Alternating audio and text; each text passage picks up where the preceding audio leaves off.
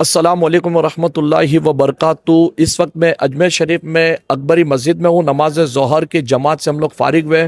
आइए, रमज़ान का महीना करीब आ रहा है तो हम अपने नाज़रीन के लिए कुछ लेकर आते हैं, रमज़ान के मुतालिक कुछ बातें लेकर आते हैं और यहाँ जो पर ज़ायरीन है जो यहाँ पर मौजूद है उनसे रमज़ान के मुतालिक कुछ सवाल करते हैं ताकि इनके जवाबात से आपके इल्म में इजाफ़ा हो। अस्सलाम वालेकुम वरहमतुल्लाहि वबरकातुहू। वालेकुम अस्सलाम वरहमतुल्लाहि वबरकातुहू। क्या नाम है आपका? मैं जावेद यूसुफ शेख। जावेद भाई, रोज़ा रखने के लिए हम सहरी करते हैं तो सहरी करने का वक्त क्या है? नमाज फ़जर तक सहरी करेंगे, अज़ान फ़जर तक सहरी करेंगे, कब तक करेंगे? जी, बेहतर तो ये है कि अज़ान फ़जर से 10-15 मिनट का कम से कम वक्फ़ा रहे, उसके पहले ही हम लोग हमारा जो सहरी का है वो सारा एहतमाम कर ले और थोड़ा हम लोग सुकून में रहे और अल्लाह को विर्द करे और अल्लाह को याद करे और थोड़ा। सहरी का वक्त कब ख़त्म होता है? सवाल मेरा ये है, अज़ान फ़जर पे वक्त ख़त्म होता है, नमाज फ़जर पे ख़त्म होता है? अज़ान फ़जर से पहले। जवाब यानी आप सहरी का वक्त खत्म कब होता है? सहरी का वक्त खत्म क्या होता कब होता है, इसका जवाब आप इरशाद करो। आप आइए, आप जवाब दीजिए। क्या नाम आपका?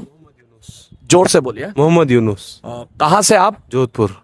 जी, आप बताइए सहरी का वक्त कब खत्म होता है? सहरी का वक्त वैसे तो मुकर्रर होता है और अजान अजान से और सहरी का कोई ताल्लुक नहीं है। क्या मुकर्रर क्या होता है? कौन से वक्त पर सहरी खत्म की जाती है? इतना तो नहीं पता। जावेद भाई ने भी यानी कुछ जवाब दिया। और क्या नाम बताया आपका?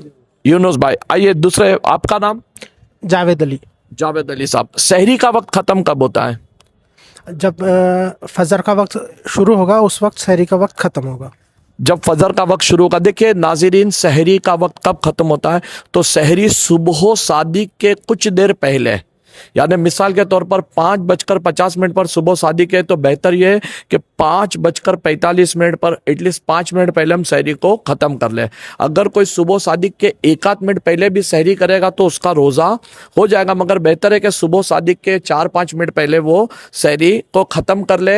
अज़ान फ़जर जो होती है वो सुबह सादिक के 2-4 मिनट बाद अजान होती है, तो जिसने अजान फजर तक खाता रहा, सहरी करता रहा, तो उसका रोज़ा होगा ही नहीं, उसका रोज़ा होगा ही नहीं। आइए अब दूसरे सवाल की तरफ बढ़ते हैं। अस्सलाम वालेकुम वरहमतुल्लाहि वबरकातुहू। वालेकुम अस्सलाम रहमतुल्लाहि वबरकातुहू। क्या नाम है भाई आपका? कलीम खान। कलीम भाई, आपसे मैं ये सवाल करूंगा, क्या रोज़ा रखने के लिए सहरी ज़रूरी है? अगर सहरी नहीं करेंगे तो रोज़ा होगा कि नहीं होगा? नहीं, अगर सहरी नहीं करेंगे तो रोज़ा उसके बाद भी रख सकते हैं।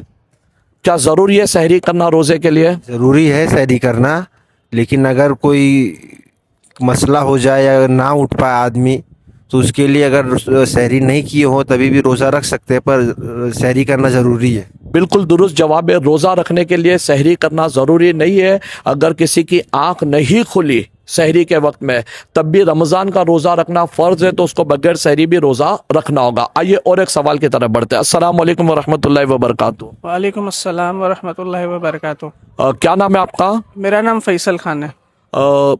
रोज़े के लिए नियत कब करेंगे?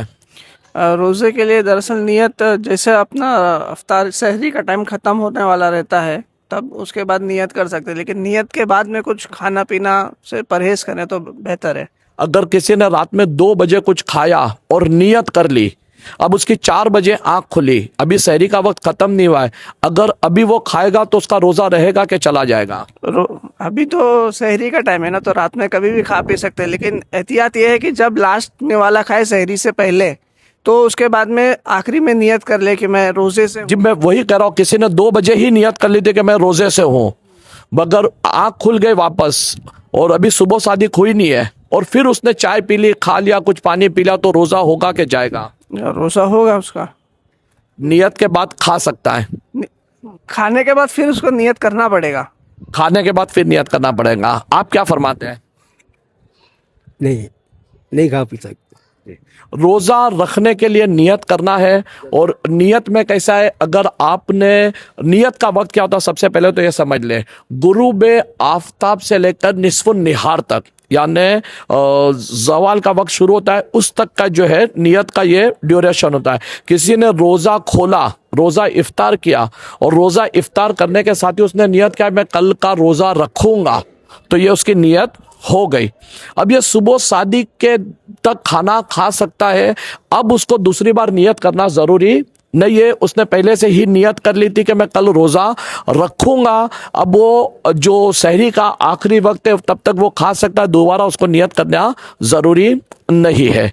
आइए हमारे बुजुर्ग से भी सवाल करते हैं। अस्सलाम वालेकुम रहमतुल्लाहि व बरकातहू। वालेकुम सलाम रहमतुल्लाहि व बरकातहू। क्या नाम है आपका? सिकंदर अहमद महमूद सैयद।